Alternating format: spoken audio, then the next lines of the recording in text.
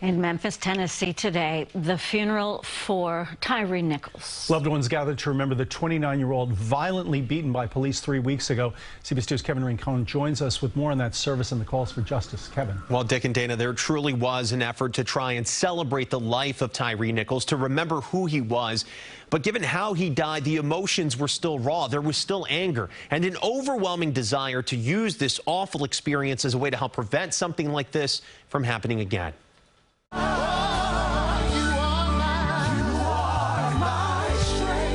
Tyre Nichols was remembered today at a church in Memphis.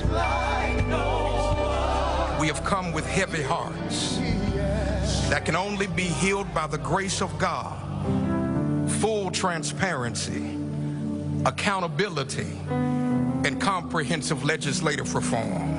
At the altar, his family gathered, full of emotion, for a funeral service as they continue to grieve. I lost my faith.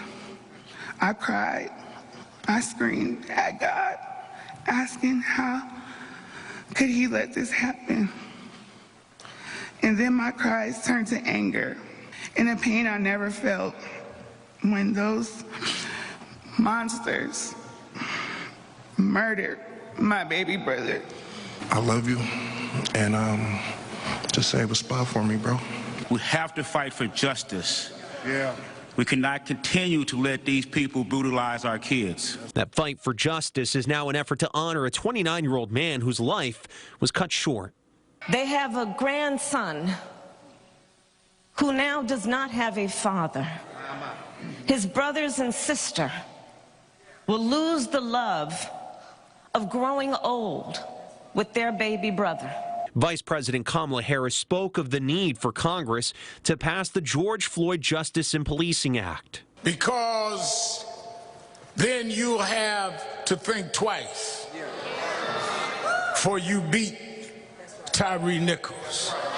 You think twice before you shoot at someone unarmed. You think twice before you chokehold Eric Garner. I know we can't bring Tyre back, but in this call to action, we establish his legacy.